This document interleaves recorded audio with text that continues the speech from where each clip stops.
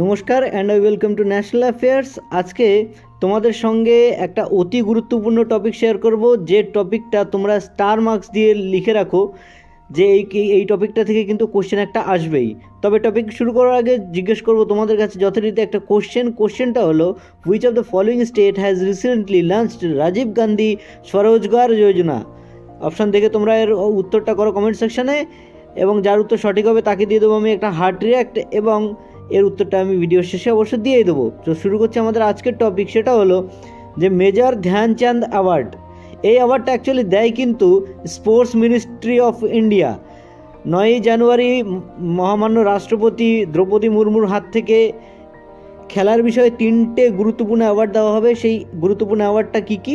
Major Dhyanchand award, Arjun award এবং Dronacharya award. তবে এখন আমরা শুধুমাত্র মেজর ধ্যানচাঁদ অ্যাওয়ার্ডটা নিয়ে আলোচনা করব। এই মেজর ধ্যানচাঁদ অ্যাওয়ার্ডটা দেওয়া শুরু হয়েছিল কিন্তু 1993 সাল থেকে।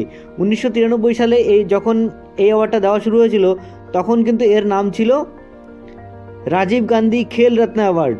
2021 সালের পর থেকে এই রাজীব গান্ধী খেল রত্ন অ্যাওয়ার্ডটা কিন্তু মেজর ধ্যানচাঁদ খেল রত্ন অ্যাওয়ার্ড হিসাবে এর নামটা পরিবর্তন করে দেওয়া হয়। তো 1993 সালে যখন এর প্রথম পুরস্কারটা দেওয়া হয়েছিল, আমাদের ভারতের গৌরব এবং প্রথম গ্র্যান্ড মাস্টার যিনি হয়েছিলেন তিনি ছিলেন বিশ্বনাথন আনন্দ।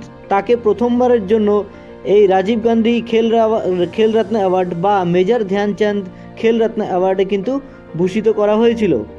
2022 সালে এই পুরস্কারটা পেয়েছিল কিন্তু টেবিল টেনিস প্লেয়ার শরদ কমল। কিন্তু বর্তমানে 2023 সালে নতুন করে এর অ্যাওয়ার্ডের ঘোষণা করা হয়েছে। এই অ্যাওয়ার্ডটা পেয়েছে সাত্বিক সাইরাজ এবং চিরাগ শেট্টির যে ডাবল কম্বিনেশন মেন্স ডাবল জুটি ব্যাডমিন্টন প্লেয়ার।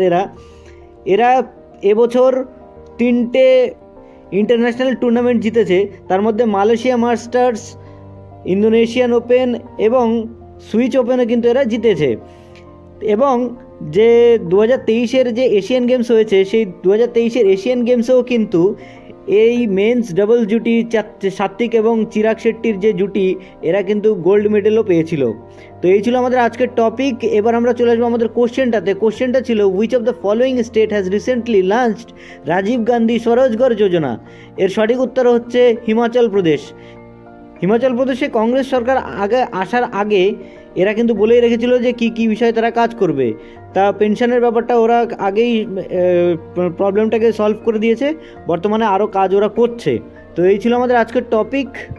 আশা করছি তোমাদের যে সমস্ত তথ্য তোমরা পেয়েছো সেই তথ্যতে তোমরা স্যাটিসফাইড। তো সামনে কোনো একটা ইম্পর্টেন্ট টপিক নিয়ে এসে আমি আবার হাজির হব। সো ততক্ষণ পর্যন্ত বাই।